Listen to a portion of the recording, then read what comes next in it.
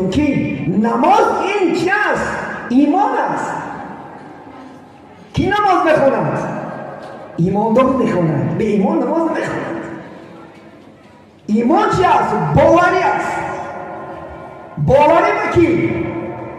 به یگانه رب، به قیامت، به جنت، دوزخ، به عذاب و راحت. که ایمانی مفصل داریم، 7 چیز نه ایمان میاریم. یکم الله، آمنت بالله و ملائکته، تمامی فرشتان در ایمان بیار. برای چی ایمانی ما که نصاراها یهودا فرق میکنن؟ برای چی میدونیم؟ یک عبارت در ها انکار میکنن و رسول یه انکار میکنن. من ما شما رسولی گفتگی 124,000 زیاده پیغمبر گذاشتگی است. از آدم تا خاتم محمد صلی الله علیه و سلم 124,000 زیاده. محمدش نچی میاریم؟ ایمان میاریم. چی حضرت عیسی پیغمبری ما است، چی حضرت موسی پیغمبری ما است، چی یحیی و چی یعقوب و چی یوسف و چی زکریا و چی یحیی و همش پیغمبری ما است. و ایها محمد تن نمیگیرن. از جهت محمد تن نگرفتن چی شد؟ ایماناش خلافت خورید شد. الحمدلله. زنها را این تعلیمات را آموزونه انشاءالله خلافت. ولی یوم آخر میاد دیگه. و یوم آخر اگر نماز خوانیم شما، اگر نماز خوانه و روزی آخرت باور نداشته باشی، نمازت قبول نیست. گویی که قیامت میشه، این قیامت کی میشه؟ کی دیده؟ این دروغه گفتی نوزالله گرچه نماز خونم بود سیاه، اون نماز تا الله قبول نمیکنه، کافی میشه. خدا چندین جای اگر قرآن خوان باشه میشه هر یک آیت می اعوذ بالله من الشیطان یا ایها الذین آمنو، ای آنانی که ایمان آوردین به یگانگی من و ای آنانی که ایمان آوردین به روز قیامت. دوامش نه حقی خدا بیاید. والقدر خیره و شری من الله تعالی. ولی اکثری نماز خوانان خطا میکنن. هر تقدیری نیکی و بعدی از کیست؟ از خداست. اگر به شرطی ما شما را سلام و خودسندی بیاد بگیم خدا جون ما، اگر به شرطی بلا بیاد با شکایت نمیدیم ای خدا ما از خور کن. بینیم خدا خورت نمیکنه، خودت سبب میشه. خدا گفت که نماز خون، طاعت که عبادت که گفتی من کن، گفته ای خدا کنی شاد شوی، نمیکنی. دویم الله سبحانه و تعالی ما شما را به هر میسنجد. حضرت مولا میگه هر کی در محبت دعوا کند 100,000 امتحان بر او کند. گر بود صادق کشد باری جفا، ور بود کاذب گریزد از بلا. اگر میگه حقیقی بنده خدا میشم، امت محمد صلی الله علیه وسلم میشه، هر گونه امتحان کردی خدا میسنجد. یک نیکی، یک ثواب، یک در ملیسا میتید، یک در پرکراتوره میتید، بچه شیرین نمیبرد، زن نمیبرد، کنی صبر میکنی میمی. پیغمبر میگه اشد البلای علی الانبیاء والاولیاء. پیغمبر سخت‌ترین بلا ها گفت من پیغمبران نمیتیم، سخت‌ترین بلا را دوستان نمیتیم. ما شما را بسنجید الله، یک نیکی، یک ثواب، یک آفت ها، یک شیرین مونه میگیرد کنی صبر میکنی مینه. اوزر پیغمبر گذشتگی است، در کتاب منبیات است. همین اوزر پیغمبر خدا گفتش ای اوزر، وقتی که من در بالا مصیبت میتیم اگر یگان کس شکایت نکنی با، وقتی که گناه هایتون پیش من میبردارن من یگان بندن شکایت، یگان فرشتان شکایت نمیکنم که اوزر فران کار کرد. چون شکایت میکنی؟ شما باید مسلمان ها هر مصیبتی که می آید چی؟ صبر. عمر عادل یک سخنی خوب دارد، و صبر و شکر، گفتن صبر و شکر، گفتن اگر اشتر شود خدا همه اشتر نه بالا کنند، من در بالا سوار شوم با مقصد میرسم. گاه شکر میکنیم کم بودید حیاتنا، گاه چی میکنیم صبر میکنیم. عزیزان من از بعد شما را مردم تحقیر میکنند. از این جوان ها ایماندار را امروز این جوان ها با چشم بد میبینند. همین است داری دنیا. همه ما دوست نمیدارند، همه دوست نمیشه. ولی این صبر میکنی، طاقت میکنی.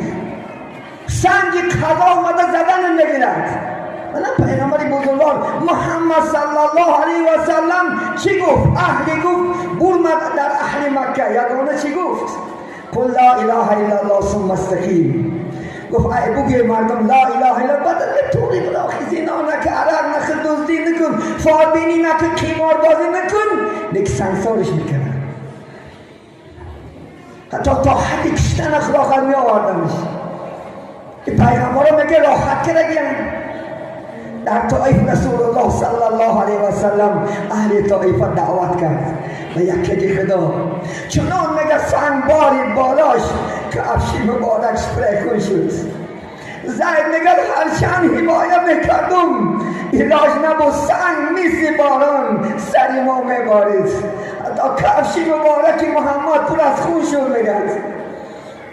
و یک جا دم گرفتیم، حضرت الله حتی در غضب شد میگه. جبرائیل امین گفت ای جبرائیل برو نزد حبیبم، اگر چی بخواه اجراش کن. رسول الله مخد اومد، یک دستی مبارکش برداشت. خیال کردن که فرشته ها، حتی جبرائیل گفت جبرائیل همین دو کوی که نزد طائف است اگر دعا کنن محمد راضی باشد بالای قوم چپش کن. جبرائیل میدونه کی است؟ جبرائیل یکی فرشته بزرگ 600 قنات دارد، با یک قناتش دنیا را چپا میکند. قوم لوط ببینن، قوم لوط ملعونا زنها را مونده مردک علاقه میکنه. زنها به حاجهش رو شکایت کردن نزد لوط، زن چی گپ از آخر ما مردان نگه ندارم. آخر به یک گفت توبه کنی از این کارات و گرده، نگشتن. آخر خدا فرمان داد 6 فرشته آمد در دمش جبرائیل هم بود. زنی لوط کافر بود. خونش مشک که جوانا می اومد، رفته کافرها خبر میداد که جوانا اومد. همون شب 6 فرشته اومدن، بعد رفته خبر میداد کافرها جمع زده خانه لوط میدراین. بیچاره لوط خجالت میگه من دخترها ما نکاح کرده گیره استفاده بریم، نما با دخترها کارن، ما هم بچه ها رو میتیم ما بازی میکنیم. حضرت جبرائیل میگه یک دعا کرد همش کور شد. گشته بودن که سحر گفتن یه فکر خانه لوط میگیریم بچه ها را. خجالت بیچاره دو بعد جبرائیل فهمش که خجالت نشو، من جبرائیلم. قسم صبح میبرای اینجا، این زمین من قوم چپا میکنم.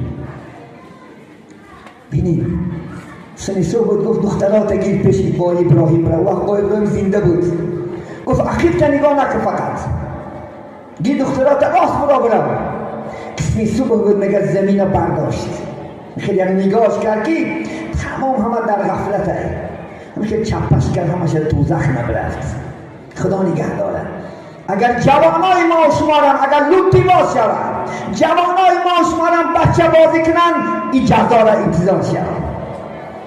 خدا نگه دارد. الله این ندانید دولت های اروپا، در اروپا خدا خواهد این چیز آوج گرفتگی است. بلکه بچه های ما شما ایسا آرزو میکنند. من کدام روز در شهر تاشکند 3-4 سال پیش سر برداشتن کن، ما اجازت میدی، کنوسیانی حقوق میدی، حتی ما مرد با مرد نکاح شدن میکنیم. الحمدلله جنابی عالی خدا مبارک کند، همش زده شدک شدن در جا شنود. الحمدلله این چیز آوج گیرد، ماندم بلا منتظر است. برمین انشاءالله خدا خواهد جوانان را تاکید با تاکید بگو. تقدیر نیکی بعدی از خداست. عزیزانی من، بچه های خوب می آید سرد هر گونه آفت و بلا، گل بخار نمی روید در این باغ، ملالی بلبلان از دغدغه زاغ. این بلبلی بیچاره هم همین که درش گل میخونده که زغاز ماده غرق میکنه، نسلش رسا بکنه. ولی ما شما اجان مایده دیم که یک به ایمان نمگده عزت که نیست. شدیه بسه که دیم ما چند جا ما داشتگی آدم هست، مولا ها داشتگی هست، ما ایمان دانا داشتگی هست، شده که زد که نیست بس است دیم. از این سخنی من تیم روز گیر میشوید، ولی عذابی خدا چکار میکنی بعد؟ کاش عذابی خدا خلاص میشدیم. سخنی من امروز خدا خواهد تیراری میزند، روزی قیامت یاد باشید. پیغمبر اسلام دیگه دستکاش برداشت گفت اللهم اهدنی هذه القوم و هم لا یعلمون. خداوندا گفت این قوما را راه خوب هدایت که اینا من نمیدونن. اگر میدونستن قدر من که من اینا را سعادت دو دنیا آوردستم هرگز من این چیز نمیکردم. پیغمبری ما شما دعای بد کردگی نیسته عزیزان من، دعای خوب نکنن. در حق ما و شما دعا کردن رفتگی تا قیامت می اومدگی امتا را گفت خبر نرسونه. ما شما را دوست میدارم. محمد چنان حبیب است، چنان انشاءالله پیغمبر است. روز قیامت محکمه سودی سر میشده است عزیزان من. بینید ما جنگ زده پیش حضرت آدم میرفتیم. آدم جان امروز محتاج بته شدیم، تو پدر ما هستی، شفیع شو الله گناه ما را بخشد.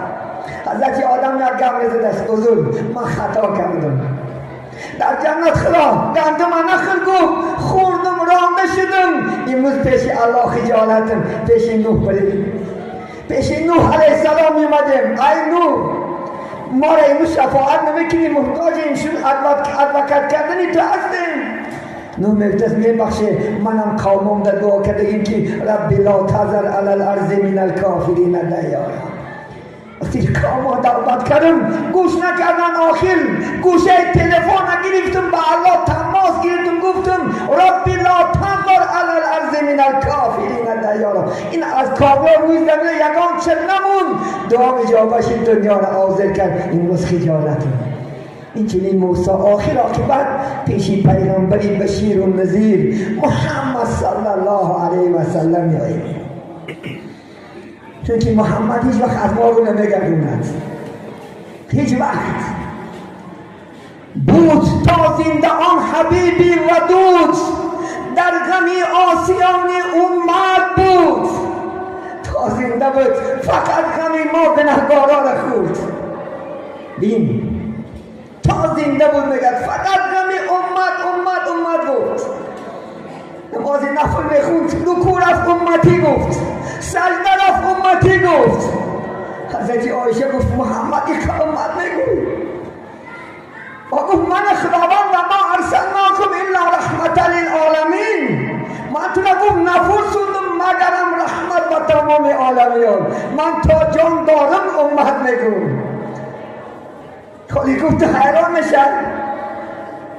حضرت ابوبکر شنید میگد، ابوبکر گریه کرد گفت ای خدا روز قیامت جسد من چنان کلام کن که در این دوزخ گیرم اینقدر محمد عذاب نکشد.